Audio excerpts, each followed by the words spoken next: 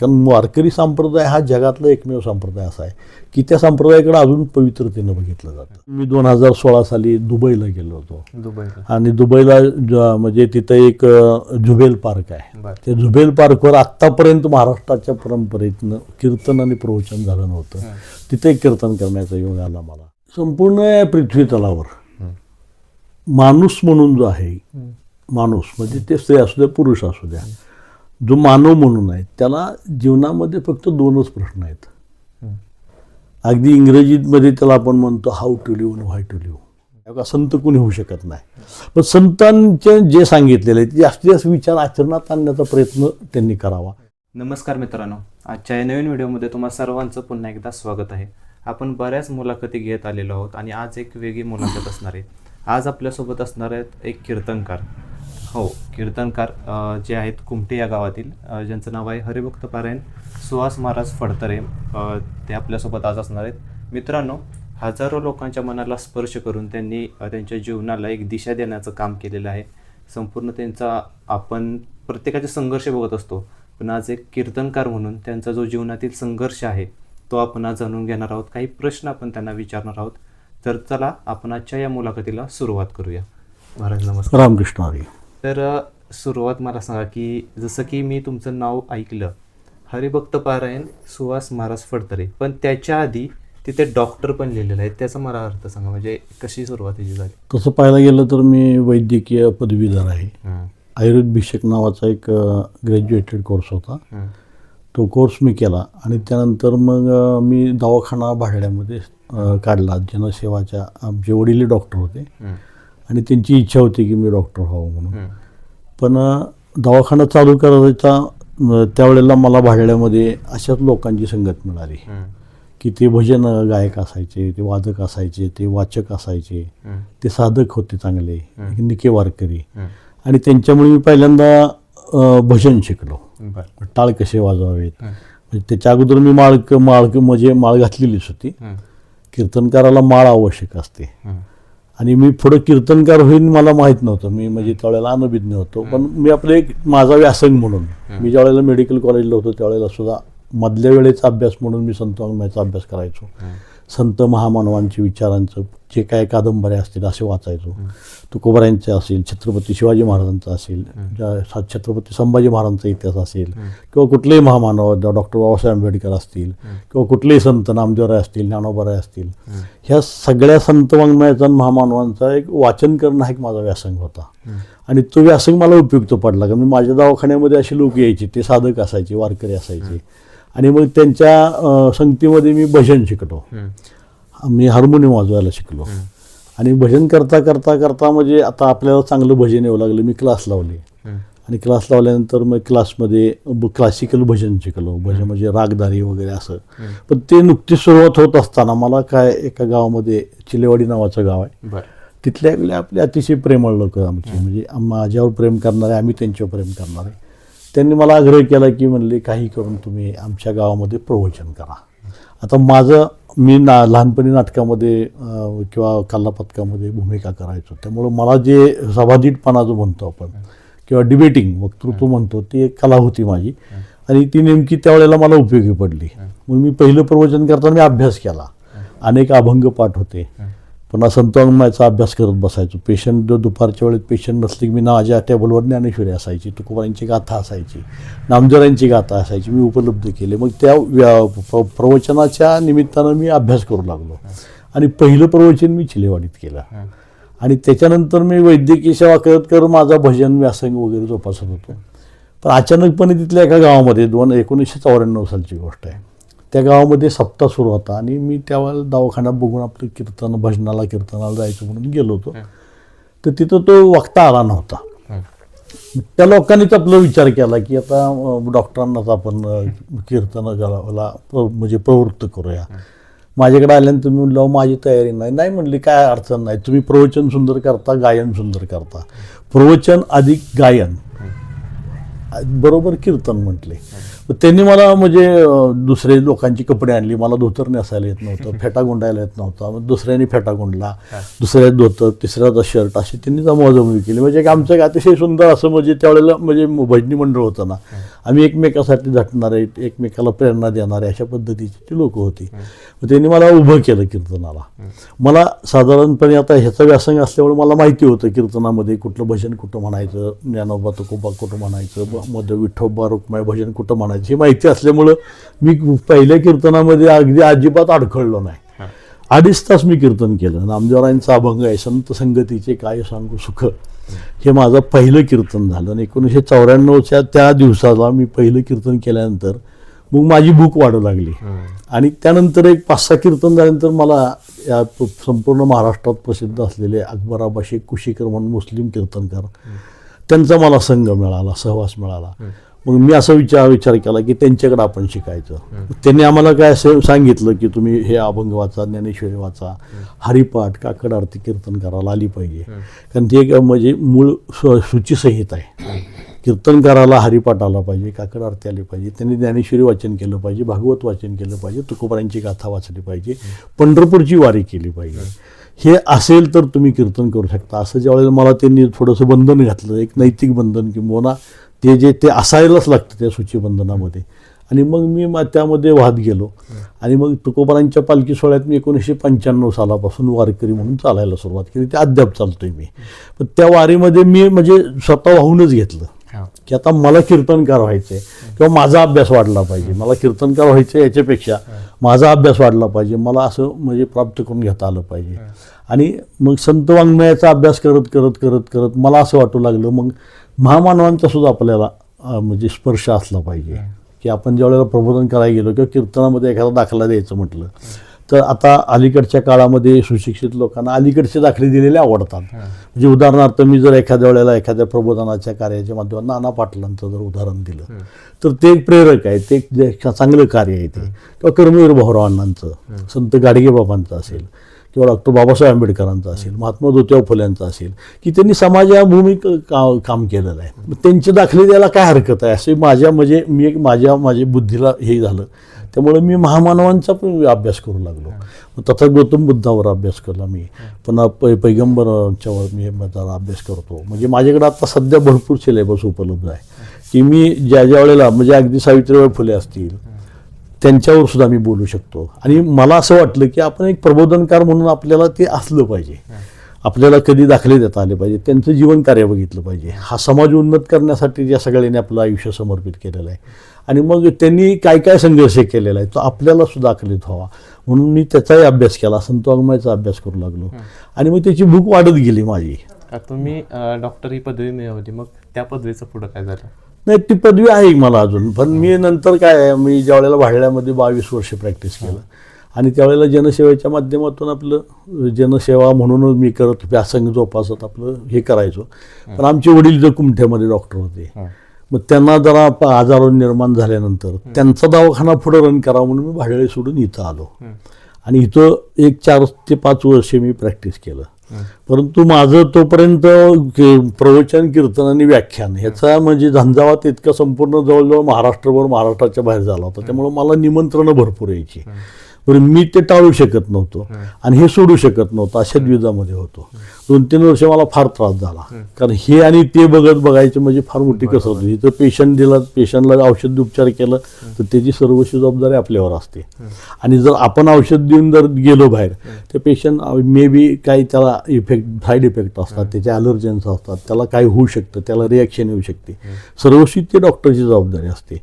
म्हणून आपण 24 तास डॉक्टर हा ऑन ड्युटी असतो. मग आता ते हे शक्यच होईना म्हणून मी थोडा विचार करत आलो. आणि वडील आमचे ज्यावेळेला मला वाटते 2005 साली वेळेला एक्सपायर झाले, त्यावेळेला खऱ्या अर्थाने मी हट झालो. कारण आता मला हा व्यवसाय रन करायची ही पण इच्छा होती आणि मला हा व्यासंग पण सोडायचा नव्हता. मग आता यातून मार्ग काढता मला 2-3 वर्ष मी तशीच काढली तरी सुद्धा.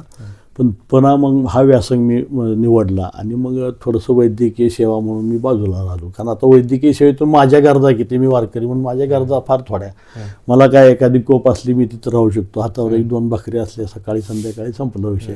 आम्हाला काय असं वाजवी असं काय म्हणजे अपेक्षाच नाहीत. आणि वारकरी म्हणून निकम आपल्याला ज्यावेळेला काम करायचे त्यावेळी कुठली अभिलाषा आशा लोभ असं करून करायचं नाही. आणि त्यामुळे आपल्या गरजा सीमित आहेत आणि आपल्या गरजा आपण आपली जनरली भागवू शकतो की आपली मुलं आपले पुतणे जरा सेटल झाल्यामुळं ते आपल्याला जे उदरनिर्वाहाचं आहे ते मिळू शकतं. हे ज्यावेळेला माझ्या लक्षात आलं त्यावेळेला मी झोकून म्हणजे काम करू लागलो. आणि त्या बाय द वे त्या निमित्तानं मी चळवळीत सुद्धा काम करू लागलो. महाराष्ट्र विद्रोह सांस्कृतिक चळवळ आहे, त्या चळवळीमध्ये मी 2003 सालापासून मग काम करतोय. पंढरपूरमध्ये बडवी उत्पात हटाव आंदोलन झालं, त्याचं नेतृत्व आम्ही केलं. आणि एक सर्वसामान्यपणे खऱ्या संत विचाराची जी काय म्हणजे आहे धारा, ती संत विचारधारा समाजापर्यंत पोहोचवण्याचं काम आपण धाडसानं करत असतो. जे तुकोबारायांनी केलं, जे ज्ञानोबारायांनी केलं, जे नामदेवरायांनी केलं, या समाजाला उन्नत करण्यासाठी जे ज्या धाडसानं दिलं ते समाजापर्यंत येतं. आणि महामानवांचा खरा इतिहास असेल किंवा संत वाङ्मय जे खरं आहे, संत चरित्र जे खरं आहे की ते आता दुर्दैवानं म्हणजे आता निघाला विषय म्हणून सांगतो. खरे संत विचार आहेत, संत चरित्र आहे आणि खरे महामानवांचा जो इतिहास आहे तो समाजापर्यंत आहे तसा पोहोचवला जात नाही. ही फार मोठी शोकांतिक आहे. हा इतिहासच आहे. म्हणजे इतिहास वेगळा, घडलेला वेगळा असतो, सांगितलेला वेगळा असतो. संतांच्या बाबतीत तसंच आहे. चरित्र फार मुस्कुटून वगैरे ते सांगितलं जातं, पण संतांच्या हृदयाची स्पंदनं समाजापर्यंत आपण पोचवू शकत नाही. ही म्हणजे ज्यावेळेला मनाला हे वाटलं त्यावेळेला आपण हे करायचं काम. मग मला आमच्या गुरुवारी अकबर शेख खुशीकर आणि दुसरे आमचे गुरुवारी आमचे पंढरपूरचे रामदास महाराज कैकाडी, पुन्हा निवृत्ती भावालेकर म्हणून एक पुण्याचे भंडारा डोंगर समितीचे म्हणजे फार मोठं कार्य करणारे एक वारकरी होते. त्यांच्या माध्यमातून मला प्रेरणा मिळाली, त्यांचं मार्गदर्शन मिळालं. आपण कसं गेलं पाहिजे समाजामध्ये, आपल्याला काय नेमकं दिलं पाहिजे, समाजाची भूक काय आहे, संतांच्या हृदयाची स्पंदनं कशी आहेत, आत्तापर्यंत संत कसे मांडले गेलेत, पण संत होते कसे, हे सगळ्याचा चाराचा विचार मला म्हणजे त्यांनी दिला, पुरवला. आणि त्यात डॉक्टर हा साळुंखे यांचा विद्रोही तुकाराम मी ज्यावेळेला पहिल्यांदा वाचला 1995 साली, की खरं तुकोबारायांचं त्यांनी न्याय दिला तुकोबारायांना. आणि तुकोबारायांच्या जीवनचरित्रावर अतिशय स्पष्टपणे आणि तुकोबारायांचे दाखले देऊनच त्यांनी विद्रोही तुकाराम नावाचं एक पुस्तक हे केल्यानंतर मग माझ्याही लक्षात येऊ लागलं की खरं आत्तापर्यंत जसे संत होते तसे मांडले जात नाही, पण संतांचे विचार, संतांच्या हृदयाची स्पंदनं आहे तशी समाजापर्यंत पोहोचवली जात नाहीत. मग आपण आता अशा पद्धतीनं काम केलं पाहिजे. हीच एक संत विचार म्हणजे वारकरी संप्रदाय ही चळवळ आहे. ही चळवळ आपण नेटानं पुढे न्यायची. आपल्याबरोबर आपले जे सवंगडी येतील जे आपल्याला विरोध करतील, विरोध करणं त्यांचं कामच आहे. आणि कुठलीही गोष्ट करत असताना संघर्ष आणि विरोध येतच असतो. त्यामुळे मी त्याची मुलहिजा नाही ठेवता. तुकोबाने एका अभंगामध्ये सांगितलं, नाही भीड भार तुका म्हणे साणा थोर. तुकोबाराय त्यावेळेला लढले, एकटे लढले, पण आज तुकोबाराय, ज्ञानोबाराय, नामदेवरायांचं वाङ्मय माझ्याबरोबर असताना मग मी का घाबरावं. ह्या प्रेरणेनं मी असं हे काम पुढं चालू ठेवतो. अनेक पद्धतीनं सामाजिक चळवळीमध्ये मी काम करतो. वारीमध्ये चाललो तरी मी प्रवचनं करत असतो. लोकांना थोडक्यात जागृत करायचं आणि संतांनी जे कार्य केलंय ते कार्य करण्याचा प्रयत्न करायचा. आम्हाला संत होता येत नाही, पण संत विचाराचे वाटसरू म्हणून आपण चाललेलं असताना काही आचारसंहिता आपणही पाळायचा प्रयत्न करायचा. समाजाला उन्नत करायचं, समाजाला जसं प्रबोधन करायचं. 2 गोष्टी आहेत प्रबोधनामध्ये, प्रबोधन आणि आंदोलन. यामध्ये प्रबोधनाच्या माध्यमातून आपल्याला समाजाला चांगल्या पद्धतीचा मार्ग दाखवायचं काम जे संतांनी केलं ते करायचं. तुकोबाराय म्हणतात, उजळा वया आलो वाटा, खरा खोटा निवाडा. तशा खऱ्या वाटा आपण दाखवण्याचा प्रयत्न करायचा. मग त्यामध्ये संतांनी वैदिक कर्मकांडावर झोड उठवली असेल तर वैदिक कर्मकांड नाकारली, ती समाजापुढे सांगायची. आज दुर्दैवानं मला सांगावं असं वाटतं की बरेचसे लोक सांगत नाहीत. हे भीतीपोटी असतील किंवा प्रस्थापितांच्या भीतीपोटी असेल, दबावपोटी हे सांगितलं जात नाही. पण संतांनी वैदिक कर्मकांडांच्या विरोधात ह्या चळवळी निर्माण केलेल्या आहेत. आणि वैदिक कर्मकांड असतील, अंधश्रद्धा, अंधरूढी, अंधपरंपरा, याला संतांनी छेद दिलेला आहे. समतादृष्टी समाज रचनेमधून समता स्थापन करण्यासाठी सगळी विषमता जी नष्ट करून विषमतेच्या असलेल्या भिंती पाडल्या आणि समतेच्या भिंती उभारल्या आणि समाजामध्ये समता, बंधुता, स्वतंत्रता, न्याय जे तथागत गौतम बुद्धांचं सूत्र आहे ते संतांनी आचरणात आणण्यासाठी आपलं आयुष्य समर्पित केलं. आणि मग ही सुबद्ध आणि समृद्ध व्यवस्था जर संत आपल्याला देत असतील तर त्या समृद्ध व्यवस्थेचे पायीक व्हायचं, हा एक आपला हेतू आहे. दुसरं याच्या पलीकडे काय नाही. आता तुम्ही मला सांगा की किती वर्ष झालं तुम्हाला कीर्तन क्षेत्रामध्ये? मी 1994 साली पहिलं कीर्तन केलं. मला सांगा की तिथून ते आजपर्यंत म्हणजे आज आहे 31 डिसेंबर 2025 या वर्षामध्ये तुम्हाला एखादं कीर्तन जे अविस्मरणीय म्हणजे अजून लक्षात आहे ते कोणतं होतं? अशी अविस्मरणीय भरपूर कीर्तन आहेत माझी. मी पहिल्यांदा अविस्मरणीय कीर्तन माझं कुठलं ठरलं तर ते देहूला 2002 साली एक फार मोठा सप्ताह आयोजित केलेला होता. तो आमचे रामदास दादा, आमचे गुरुवर्य रामदास महाराज कायकाडे पंढरपूरचे, त्यांनी आयोजित केलेला होता. साधारणपणे 33,000 वाचक बसले होते आणि त्या नियोजनामध्ये त्यांनी मला घेतलं होतं आणि मला त्याने आग्रहानं सांगितलं तुम्ही कीर्तन तू करायचं इथं. तर मला जरा थोडासा दबाव होता कारण मी 2002 म्हणजे साधारण 5-6 वर्षाचं माझं वय होतं म्हणजे कीर्तनाचं अध्यात्माचं.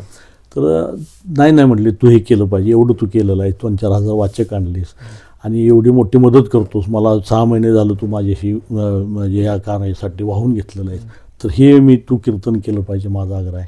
ते कीर्तन अविस्मरणीय आहे की जवळजवळ साधारणपणे 30-35,000 लोकांच्या मध्ये एवढ्या मोठ्या सप्त्यामध्ये मला ते कीर्तन मिळालं. म्हणजे एक सन्मान म्हणून नाही पण एक सेवा करायची संधी उपलब्ध झाली.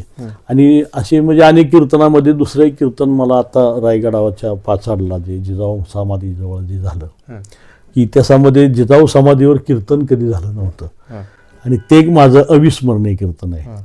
दुसरं माझे अविस्मरणीय कीर्तन मी 2016 साली दुबईला गेलो होतो आणि दुबईला म्हणजे तिथं एक जुबेल पार्क आहे. त्या जुबेल पार्कवर आत्तापर्यंत महाराष्ट्राच्या परंपरेतनं कीर्तन आणि प्रवचन झालं नव्हतं.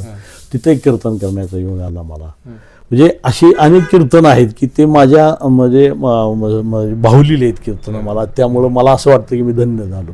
काही ठिकाणं असे पंढरपूरमध्ये मंदिरामध्ये माझं पहिलं कीर्तन झालं की त्यावेळेला रामदास महाराजांनीच मला निमंत्रित केलं होतं आमच्या दादांनी. तेव्हा तिथं त्यांनी मला निमंत्रित कीर्तन करायला लावलं होतं.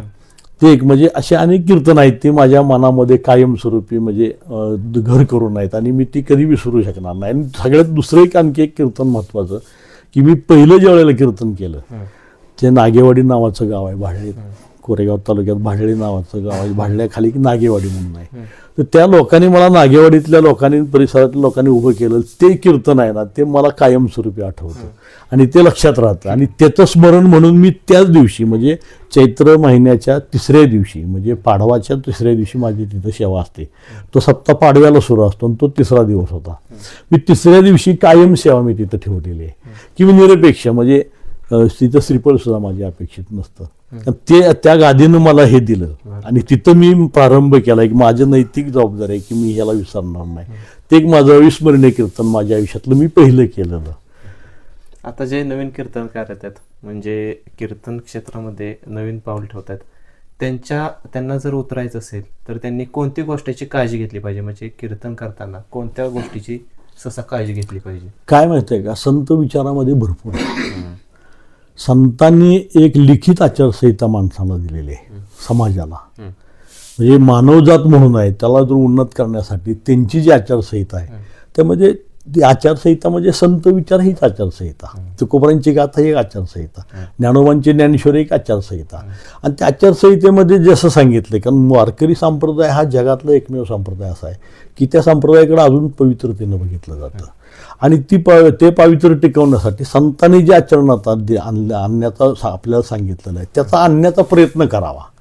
म्हणजे उदाहरणार्थ तुकोबाने सांगितलं आधी केले मग सांगितले. ते आपण विचार ज्या वेळेला सांगत असतो ते मूळ आचरणात असले पाहिजेत आणि त्यामुळं ज्या वेळेला आपण ते विचार प्रसारित करतो त्यावेळेला ताकद येते, नैतिक बळ येतं त्याला की ते आचरणात सगळं आपण आचरणात आणू शकत नाही का, संत कोणी होऊ शकत नाही. पण संतांचे जे सांगितलेले आहे ते जास्तीत जास्त विचार आचरणात आणण्याचा प्रयत्न त्यांनी करावा. दुसरी गोष्ट कीर्तनाला जे वारकरी संप्रदायाचे संत विचाराचे जे काय आहेत ना म्हणजे अनेक प्रकरणामध्ये आहेत त्यामध्ये हरिपाठ असेल, काकड आरती असेल, वासुदेव असेल, नाटाचे अभंग असतील, पिंगळा असेल, ह्याचा अभ्यास असलाच पाहिजे. त्यामध्ये सगळं आहे आणि ते आल्याशिवाय खऱ्या अर्थानं मी तुम्हाला खरं सांगतो म्हणजे अगदी काही लोकांना थोडंसं रुचणार नाही पण हरिपाठ आणि काकड आरती तरी कमीत कमी कीर्तनकारांना आली पाहिजे.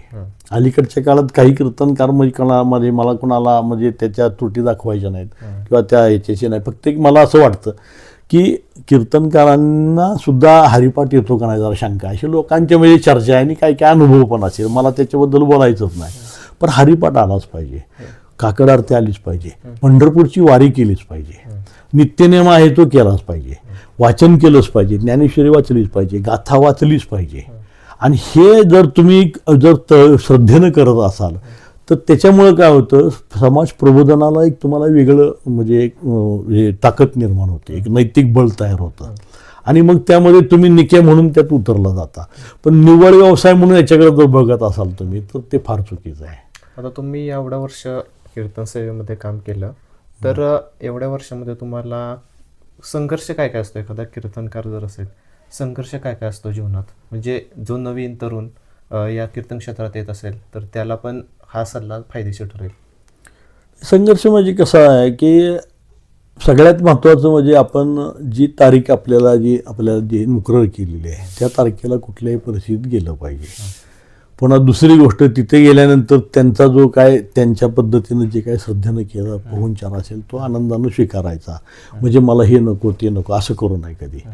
आणि दुसरी गोष्ट, जे संत विचाराचं आपल्या आकलनशक्तीप्रमाणे आपल्या बुद्धीप्रमाणे जे यथायोग्य त्यांनी कीर्तन करावं, प्रबोधन करावं आणि एक मानधन म्हणून जे काय देतील त्यात आनंदानं यावं, त्या आनंदानं स्वीकारावं. त्यात मला इतकं पाहिजे किंवा मला इतकं मी माझ्या आयुष्यात कधी केलेलं नाही.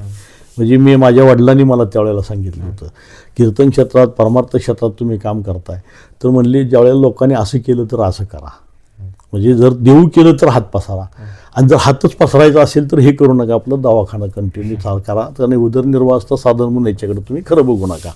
पण मला तो एक माझी नैतिकता म्हणून मला ते आठवतं किंवा मी ते पाळतो.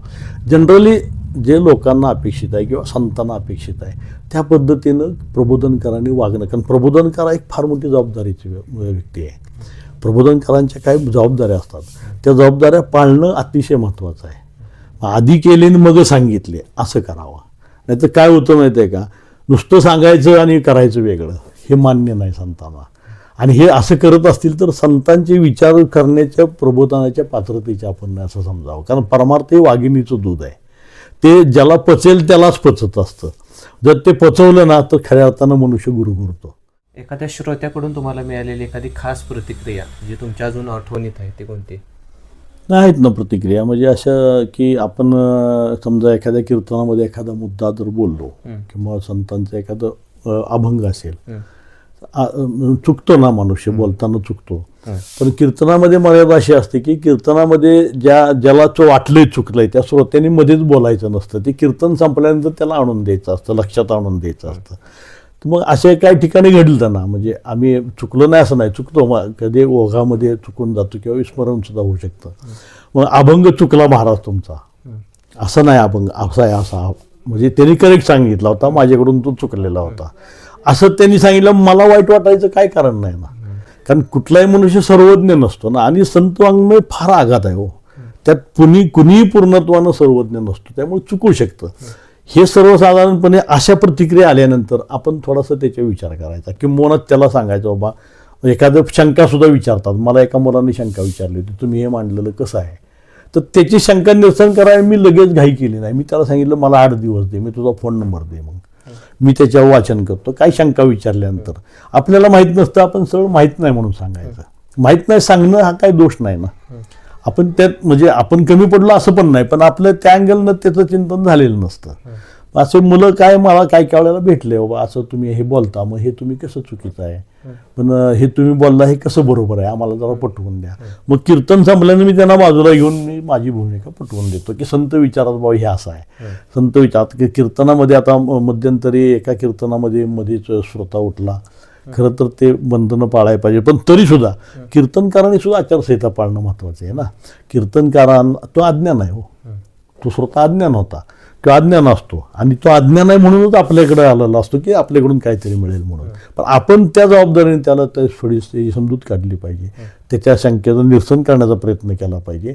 आणि वारकरी संप्रदाय हा प्रेमाचा आहे हो, प्रेम द्या प्रेम घ्या, याच्या पलीकडे काय नाही. सगळ्यांची प्रेमानं कुणाबद्दल आकस ठेवून कधी ह्याच्यामध्ये करू नये. मला की ह्या ठिकाणी कीर्तनाला बोलवलं नाही त्याच्याबद्दल आकस असं कधी करू नये. की प्रेमानं असेल प्रेमानं करावं, प्रेमानं घ्यावं, प्रेमानं आचरण ठेवावं, हे संतांनी शिकवलेलं आहे. कारण जगाला प्रेम अर्पावे हाच महामानवांचा संदेश आहे आणि संतांनी सुद्धा तेच सांगितलेलं आहे ना. सुखी जेणे व्हावे जगणे व्हावे आणि अज्ञानी लावावे सन्मार्ग, असे एकनाथ महाराज सांगतात. त्याचं कारणच आहे कारण आपण जे समाजाला प्रबोधित करायला निघालेलो आहे आणि आपल्या जबाबदाऱ्या आपण पार पाडणं हे सगळ्यात महत्त्वाचं अलीकडच्या काळातल्या कीर्तनकारांनी सांभाळावं. की त्या जबाबदाऱ्या आपले जे काय प्रबोधनकारांच्या आहेत त्या प्रबोधनकारांच्या जबाबदाऱ्या वारकरी या नात्याने सांभाळल्या पाहिजेत. वारकरी म्हणून तुम्हाला राहायचं असेल तर वारीला आलंच पाहिजे, आचरण तुमचं चांगलं असलंच पाहिजे. तुम्हाला म्हणजे जे काय क्लिष्ट आहे मानवीयतेच्या दृष्टीनं ते आपण अजिबात जवळ करता कामा नये. ह्या ज्या काही म्हणजे जबाबदाऱ्या आहेत त्या पाळल्याच पाहिजे. एखाद्यानं प्रश्न विचारला त्याचे शंके निरसन आपल्या अल्पशा बुद्धीप्रमाणे करण्याचा प्रयत्न केला पाहिजे. माहीत नसेल तर मला माहीत नाही म्हणून नम्र होऊन ते आनंदानं ते स्वीकारलं पाहिजे. असे जर अलीकडच्या प्रबोधनकारांनी स्वीकारलं तर या समाजातून एक वारकरी संप्रदायाबद्दलचा वेगळा मेसेज जाणार नाही ना. आत्ता वारकरी संप्रदायासंदर्भात बऱ्याचशा लोकांच्या डोक्यात गैरसमज आहे आणि तो गैरसमज असणं साहजिक आहे. कारण आमचे वारकरी संप्रदायातले काही लोक सुद्धा हे पथ्य पाळतातच असं नाही. मला कोणा पर्टिक्युलरली बोलायचं नाही, वैयक्तिक असं बोलायचं नाही, पण सर्वसामान्यपणे वारकरी म्हणून आपण वारकऱ्यांची जी काय आचारसंहिता आहे ती पाळावी आणि त्याप्रमाणे आपलं आचरण ठेवून हे प्रबोधन करावं, ते संतांना मान्य आहे. आजची पिढी, मला सांगा की आजची पिढी या वारकरी संप्रदायाकडं कीर्तनाकडं कशा प्रकारे पाहते असं तुम्हाला वाटतं? आजच्या पिढीमध्ये कसं झालं, आत्ताच्या तरुणांना लक्षात यायला लागलं की आता आपल्याला फक्त संत वाङ्मयच वाचू शकेल. महामानवांचा इतिहास आणि संत वाङ्मय ह्या दोनच गोष्टी आता माणसाला वाचू शकतील. त्या इतिहासात घडलेल्या गोष्टी, आता काही लोक म्हणतात इतिहास बघायचं नाही, तसं नाही चालणार. त्यांनी जो त्याग केलेला आहे, संतांनी जे विचार दिलेले आहेत ते विचार घेऊन चालणं हे अतिशय गरजेचं आहे आणि ते चालावं. मुलांच्यामध्ये ती भूमिका आता निर्माण होत चालली, एक सकारात्मक बाब वाटते. आता काही मुलं याच्याकडे चंगळवाद जे काय असतात ते याच्याकडे येतच नाहीत. त्यांना आणण्याचा प्रयत्न खऱ्या अर्थानं आपण केला पाहिजे. त्यांना ज्या कशात आकर्षण आहे ते दिलं पाहिजे आपण. पण त्यामध्ये जर आम्ही कमी पडत असो तर आपण ते करावं असं मला वाटतंय की त्या मुलांना प्रवाहात आणलं पाहिजे. संत विचाराचं त्यांना हे दिलं पाहिजे आणि संत विचार उपलब्ध आहेतच, त्यांची मानसिकता तयार केली पाहिजे. घरामध्ये त्याला तशा पद्धतीचं ते देत असताना आपणही त्याच्यावर तशा पद्धतीचे संस्कार केले पाहिजेत. संस्कार ही गोष्ट अशी आहे की ते केल्यानंतर तो मनुष्य उन्नत होतो, तो समृद्ध होत जातो. त्याला संस्कार क्रिया असं म्हणतात ना, की ज्या क्रियेमुळं मनुष्य उन्नत होतो, समर्थ होतो किंवा तो समृद्ध होतो, याला संस्कार म्हटलं जातं. ते संस्कार कीर्तनकारांनी, प्रबोधनकारांनी हे आईवडिलांच्या बरोबरीनं देणं हे आज गरजेचं आहे आणि ते संस्कार मुलांनी स्वीकारावेत. हे पण आहे. व्यवहार कधी पूर्ण होतो, एकानं दिलं आणि दुसऱ्यानं स्वीकारलं तर व्यवहार पूर्ण होतो. आम्ही संस्कार केलेत पण त्यांनी जर स्वीकारले नाहीत तर तसं नाही. विद्यार्थ्यांनी किंवा मुलांनी अलीकडच्या काळातल्या हा इतिहास थोडासा संत वाङ्मयाचं बघितलंच पाहिजे आणि ते केलंच पाहिजे. ते आचरणात आणण्याचा प्रयत्न केला पाहिजे. समाजामध्ये घटक आहेत की त्यामुळे तुम्ही त्यांच्याकडे जाऊन तुमच्या शंकेचं निरसन करा, अद्यापात तुमचं ते करू शकतील असे आहेत लोक. वारकरी आहेत पण असे संत वाङ्मयाचे अभ्यासक आहेत, जे वारकरी नाहीत पण संत वाङ्मयाचे अभ्यासक सुद्धा या समाजामध्ये भरपूर आहेत की ज्यांच्या गळ्यात माळ नाही पण संत वाङ्मयाचा फार मोठा अभ्यास आहे किंवा त्यांचं आचरण चांगलं आहे. अशी लोक आहेत. फक्त त्याचा सर्च केला पाहिजे, आधी शोधलं पाहिजे आणि मग त्यांनी सल्ला घ्यावा आणि त्या सल्ल्याप्रमाणे वागावं. माझ्या माहितीप्रमाणे आता बऱ्यापैकी पिढी जरा सकारात्मक झालेली आहे. कारण अलीकडच्या काळात मला कीर्तनाच्या किंवा पारायणाच्या माध्यमातून तरुण मुलं यामध्ये सहभागी होत असतात. मला आनंद वाटतो की गेल्या वेळेला समजा गेल्या वर्षी मी एखाद्या गावात गेलो होतो त्यावेळेला ती तरुण मुलं दिसली नव्हती पण ह्या वेळेला ती दिसली. हे एक अतिशय चांगलं लक्षण आहे. म्हणजे आता ह्या वेळेला 10 असतील, पुढच्या वेळेला 10-15 आहेत. पुन्हा सगळ्या गावातल्या तरुणांनी सहभागी व्हावं आणि ते करावं. तर मला सांगा की प्रेक्षकांसाठी जो शेवटचा संदेश असेल तर तुमचा काय असेल? संदेश एकच असेल माझा की संपूर्ण पृथ्वी तलावर माणूस म्हणून जो आहे, माणूस म्हणजे ते स्त्री असू द्या पुरुष असू द्या, जो मानव म्हणून आहे त्याला जीवनामध्ये फक्त 2च प्रश्न आहेत. अगदी इंग्रजीमध्ये त्याला आपण म्हणतो हाऊ टू लिव्ह आणि व्हाय टू लिव्ह. जगायचं का आणि जगायचं कसं, हे 2च प्रश्न आहेत माणसाला. तिसरा प्रश्न नाही. जगायचं कसं आणि जगायचं का, का जगायचं आणि कसं जगायचं हे जर आपण शोधायला गेलो तर ते वेगवेगळ्या शास्त्रात आपल्याला सापडेल. आपण कसं जगायचं हे नीतिशास्त्रात सापडेल आपल्याला आणि का जगावं हे तत्त्वज्ञानशास्त्रात सापडेल आपल्याला, ज्याला प्रिन्सिपल सायन्स म्हणतो आपण. पण आपल्या महाराष्ट्रामध्ये जन्माला आलेल्या सगळ्या लोकांचं एक मोठं भाग्य आहे की हे दोन्ही तत्त्वज्ञान आणि नीतिशास्त्र एकच असलेलं एकच वाङ्मय आहे जगाच्या पाठीवर, ते म्हणजे संत वाङ्मय आहे. ह्या दोन्ही प्रश्नाची उत्तर जर तुम्हाला शोधायची असतील तर संत वाङ्मयाचा अभ्यास करणं अतिशय गरजेचं आहे. संतांनी त्यावेळेला विचार दिलेले आहेत, त्या विचारानुरूप वागणं हा समाजाला आत्ता शेवटचा पर्याय आणि तो त्यांनी स्वीकारावा, एवढा संदेश मी मात्र देईन. आणि मग आंधरुढी परंपरा असतील, यापासून समाजाला बाजूला काढण्याचं काम संतांनी केलेलं आहे. वैदिक कर्मकांड असतील जे क्लिष्ट आहेत, थोडक्यात मानव्यता धर्म म्हणतोय की मानवीयता धर्माला जे क्लिष्ट आहे, जे निषेधार आहे ते छाटून मानवता धर्म जसा उन्नत कसा करता येईल अशा पद्धतीची जी काय गोष्टी आहेत, ज्या काय म्हणजे घडामोडी आहेत त्या स्वीकारणं गरजेचं आहे. आणि सर्वसामान्यपणे या जगामध्ये वावरताना मानवता धर्म म्हणून वागलं पाहिजे. मी आत्ताच्या काळात मी जबाबदारीने हे का बोलतो तर धर्माच्या नावानं फार मोठं राजकारण आणि गदारोळ माजवला जातो, त्यामुळे सभोवताल पूर्ण कलुषित झालेलं आहे. तर या तरुणांनी, आता माझी एक इच्छा आहे किंवा मला असं वाटतं की या तरुणांना मी विनंती करून सांगेन अगदी की मानवता धर्म पुढं ठेवा आणि मानवता धर्म कसा आपल्याला वाढवता येईल एवढंच हे करा. कुठल्या धर्माचं तुम्ही प्रसार नाही, सगळ्यात महत्त्वाचा मानवता धर्म आहे जो महामानवाने संतांनी आपल्याला दिलेला आहे. तो उन्नत करण्यासाठी अलीकडच्या पिढीने तयार व्हावं आणि तशा पद्धतीची पिढी ते काम करत राहील अशी मला अपेक्षा वाटते. या निमित्तानं खूप सुंदररित्या आपल्याला संपूर्ण मुलाखत आपली झाली. खूप सुंदर विचार पण सुहास महाराज फडतरे आहेत, त्यांनी हरिभक्तपरायण सुहास महाराज फडतरे यांनी आपल्याला दिली. खूप मोलाचा वेळ काढून तुम्ही संपूर्ण माहिती सांगितल्याबद्दल, तुमचा अनुभव सांगितल्याबद्दल खूप खूप धन्यवाद. रामकृष्ण हरी.